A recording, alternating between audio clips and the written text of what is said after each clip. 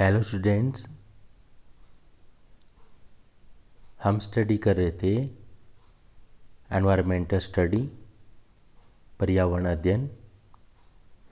आज हम स्टडी करेंगे चैप्टर नंबर 5, पर्यावरण प्रदूषण, एनवायरमेंटल पॉल्यूशन।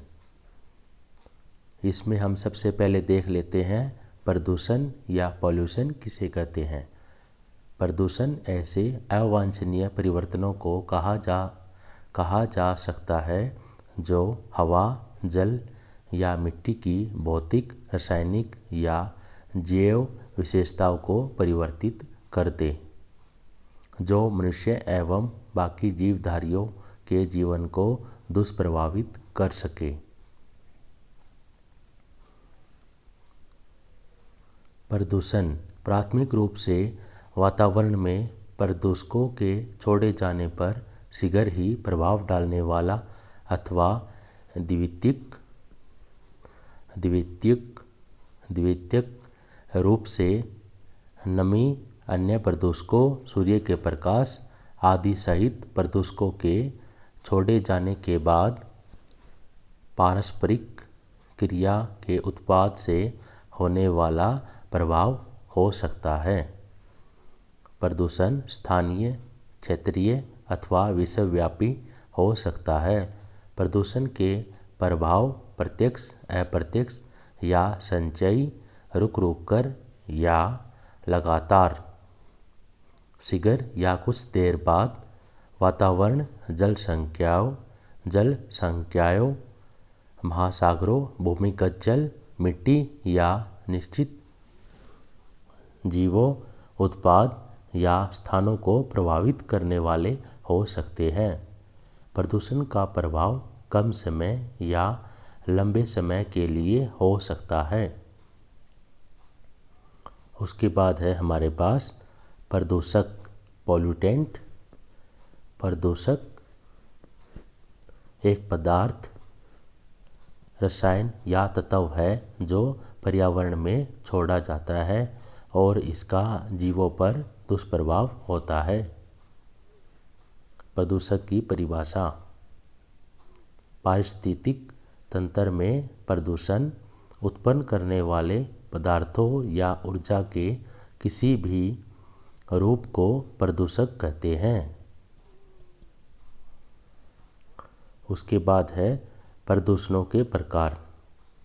तो यहाँ बुक में गलत लिखा हुआ है प्रदूषकों नहीं आएगा, या आएगा प्रदूषणों के प्रकार। प्रदूषण के अनेक प्रकार हैं जिनके नाम हैं वायु प्रदूषण, जल प्रदूषण, भूमि प्रदूषण, ध्वनि प्रदूषण, महासागरीय प्रदूषण, तापीय प्रदूषण, नाभिकीय प्रदूषण। तो स्टार्टिंग के जो 4 प्रदूषण है, वायु प्रदूषण, जल प्रदूषण, भूमि प्रदूषण और ध्वनि प्रदूषण, ये 4 प्रदूषण अति महत्वपूर्ण हैं और आपके ईवीएस के सिलेबस में है। तो सबसे पहले नंबर 1 पे हम देख लेते हैं वायु प्रदूषण, एयर पॉल्यूशन। यह वायुमंडल की वह स्थिति है जिसमें वायु में उपस्थित विशेष पदार्थों की मात्रा इतनी बढ़ जाती है कि इनका दुष्प्रभाव मनुष्य और पर्यावरण पर भी पड़ता है। ये पदार्थ गैस, धूल कण, रेडियोधर्मी पदार्थ इत्यादि हो सकते हैं।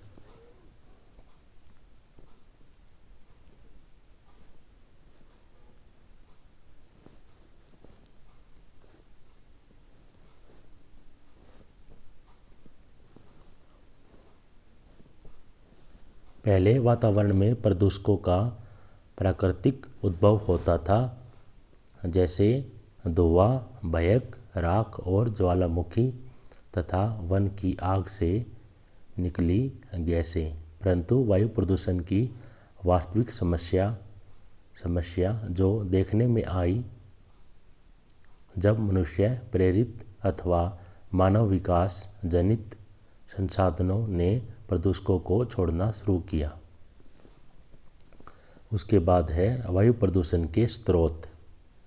वायु प्रदूषण के स्रोत प्राकृतिक या मानव जनित हो सकते हैं। प्राकृतिक स्रोतों में शामिल है वन की आग, ज्वालामुखी का फटना, अंतरिक्ष धूल, फूलकणों के परागकण, जैविक अपघटन, टर्पीन जैसे पदार्थों का ऑक्सीकरण, दलदल इत्यादि। उसके बाद है मानव जनित स्रोत, जैसे कि जीवाश्म ईंधनों का जलना, वाहनों से धुआं निकलना, तेज औद्योगिकरण, कृषि कार्य, युद्ध के प्रकार, पेट्रोलियम और कोयले का दोहन आदि शामिल है। वायु प्रदूषण। उसके बाद है वायु प्रदूषण के प्रभाव। वायु मानव के पर्यावरण का एक महत्वपूर्ण अंग है। मानव के जीवन के लिए साफ और शुद्ध वायु बहुत ही आवश्यक है। वायु जिसमें सांस लेते हैं उसमें न केवल नाइट्रोजन, ऑक्सीजन और कार्बन डाइऑक्साइड होती है, परंतु अपितु अन्य गैसों और कणों का एक समूह होता है। ये प्रदूषक मानव स्वास्थ्य और कल्याण, पौधों तथा जलवायु पर प्रभाव डालते हैं। उसके बाद हम देख लेते हैं स्वास्थ्य पर प्रभाव।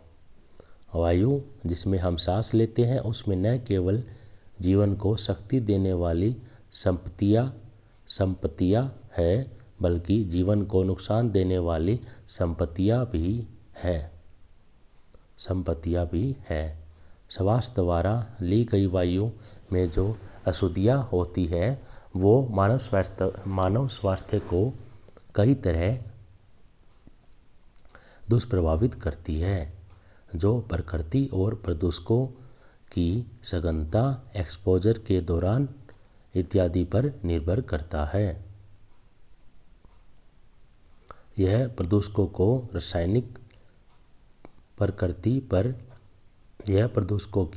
रासायनिक प्रकृति पर निर्भर करता है।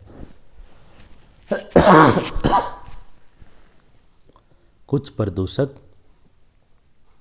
तब हानिकारक होते हैं जब वे कम सघनताओं में उपस्थित हो और अन्य केवल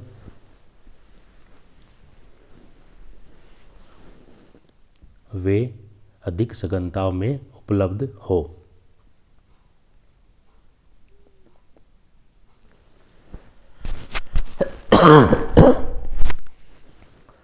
अन्य केवल यदि वे अधिक सघनताओं में उपलब्ध हो। स्वास्थ्य पर इनके अनेक दुष्प्रभाव नीचे दिए गए हैं।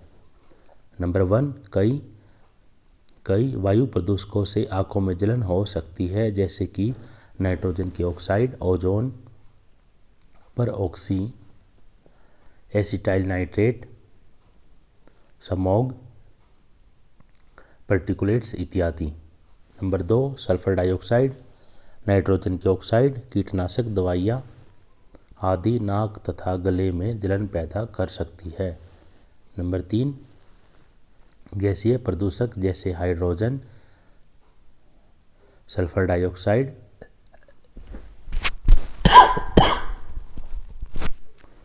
नाइट्रोजन डाइऑक्साइड, हाइड्रोकार्बन आदि कम सघनताओं पर भी गंध की परेशानी का कारण बन सकती है। नाइट्रोजन की ऑक्साइड, ओजोन, कार्बन मोनोऑक्साइड इत्यादि श्वास तंत्र को दुष्प्रभावित कर सकते हैं।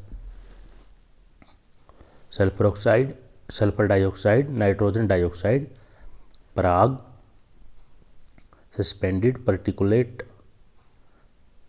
मैटर, प्रकाशीय रासायनिक धुआंसा, फोटोकेमिकल स्मोग, साध्य पल्मोनरी रोगों जैसे फेफड़े की सूजन, दमा को बढ़ा सकते हैं।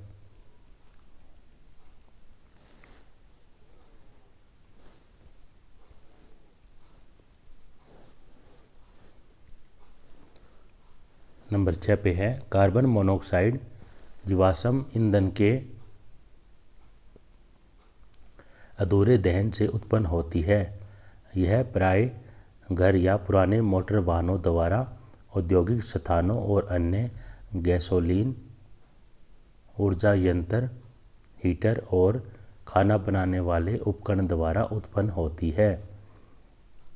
100 ppm या इससे भी अधिक एक्सपोजर मानव स्वास्थ्य के लिए खतरनाक हो सकते हैं। थोड़ी विकट विषाक्तता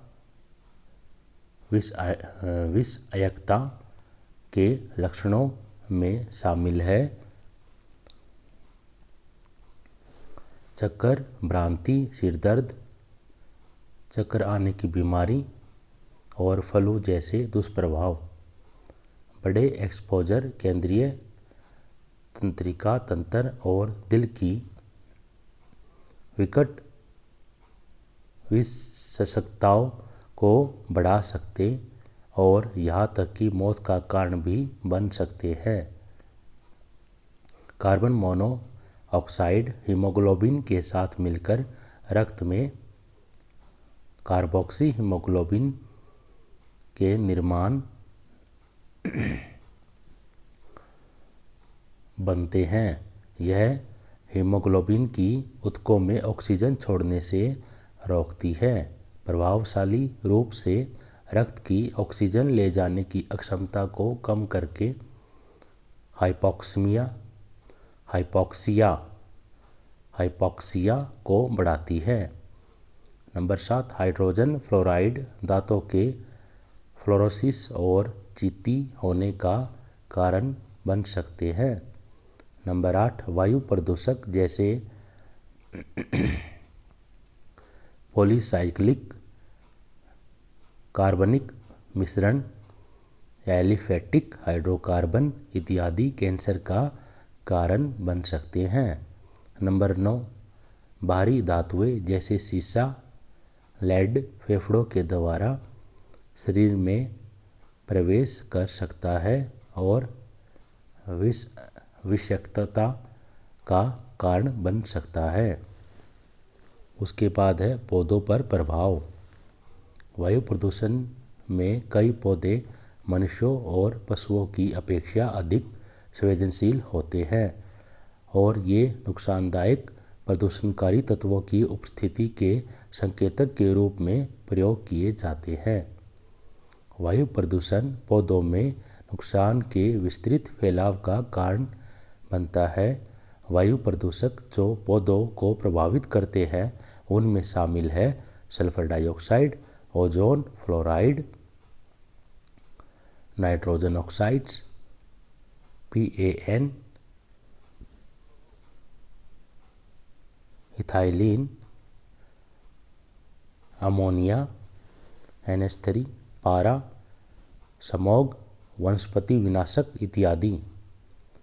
ये प्रदूषक पौधों के विकास, पैदावार तथा प्रकाश संश्लेषण की प्रक्रिया में हस्तक्षेप करते हैं। बड़े प्रभावों में शामिल है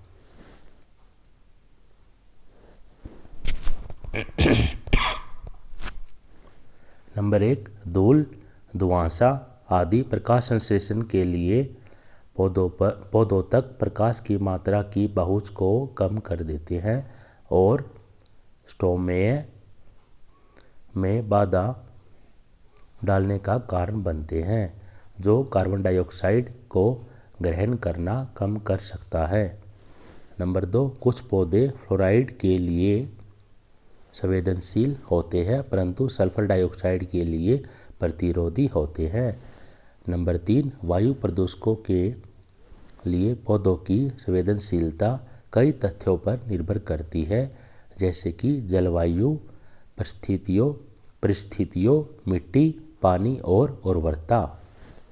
नंबर 4 सल्फर डाइऑक्साइड पत्तों को विरंजित करने, नेक्रोसिस पत्तों के धब्बों को भूरा करना का कारण बनता है। नंबर 5 ओजोन असामयिक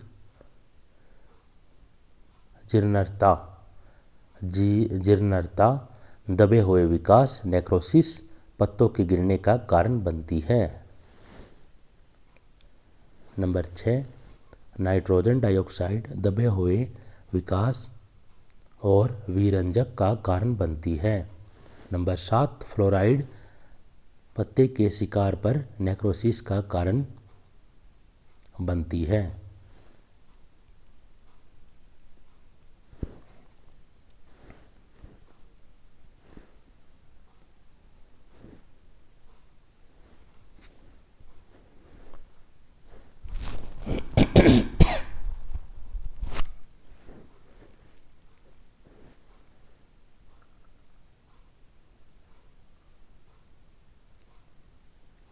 नंबर 8, PAN पर ऑक्सी एसिटाइल नाइट्रेट दबे हुए विकास निम्न पत्तों की सतह को सिल्वर करने का कारण बनती है। और लास्ट है हमारा इस वीडियो का लास्ट, इस टॉपिक का लास्ट, वायु प्रदूषण नियंत्रण। तो वायु प्रदूषण की रोकथाम कैसे करते हैं वो देख लेते हैं। वायु प्रदूषण की रोकथाम के लिए हम निम्नलिखित उपाय बना सकते हैं। नंबर 1, धुएं का वायुमंडलीय तनुकरण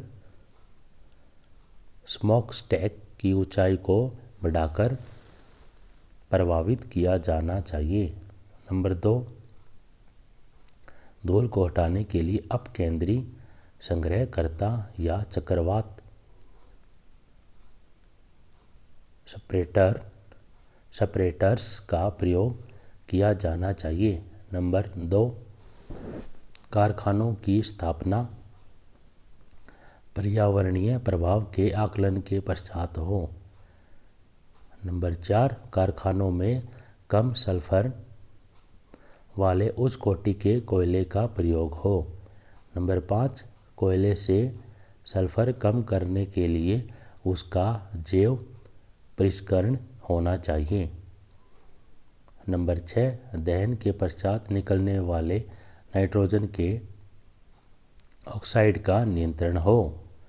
नंबर 7, गैर परंपरागत ऊर्जा स्रोतों का प्रयोग हो। नंबर 8, अधिकाधिक वृक्षारोपण हो। नंबर 9, साइक्लो CNG के प्रयोग पर बल दिया जाए। नंबर 10, वाहनों की समय पर जांच हो और प्रदूषण की रोकथाम के लिए वाहनों से कैटालिटिक कन्वर्टर लगे हो। एक कैटालिटिक कन्वर्टर एक ऐसा उपकरण है जो वाहनों में प्रदूषकों जैसे हाइड्रोकार्बन, कार्बन मोनोऑक्साइड और नाइट्रोजन ऑक्साइड की अविषैली गैसों में परिवर्तन करने के लिए लगाया जाता है।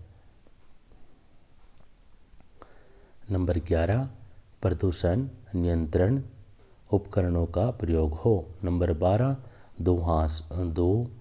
दोआंसों के दिनों में मास्क पहनना चाहिए। नंबर 13, रेडियो एक्टिव पदार्थों के स्टील के ड्रमों या ठोस सांचों में बंद कर देना चाहिए। रेडियो एक्टिव पदार्थों को स्टील के ड्रमों या ठोस सांचों में बंद कर देना चाहिए और उसे समुद्र में डुबो दे तथा उनके प्राकृतिक विघटन का इंतजार करें। नंबर 14, गैसोलीन और डीजल तेल का प्रयोग खत्म करने के लिए स्वचालित वाहन बनाने चाहिए। नंबर 15 और लास्ट, जीवाश्म ईंधन जैसे कोयला, पेट्रोल के प्रयोग से बचना चाहिए और जहाँ तक संभव हो सौर ऊर्जा का प्रयोग करना चाहिए। तो ये इस टॉपिक का, इस वीडियो का लास्ट टॉपिक था। इस वीडियो को अधिक से अधिक शेयर करें, लाइक करें और मेरे चैनल को ज़्यादा से ज़्यादा सब्सक्राइब करें और ईवीएस की सभी वीडियो को प्राप्त करने के लिए, देखने के लिए मेरे चैनल को एक बार ज़रूर सब्सक्राइब करें और सभी वीडियो को पूरा देखें। धन्यवाद।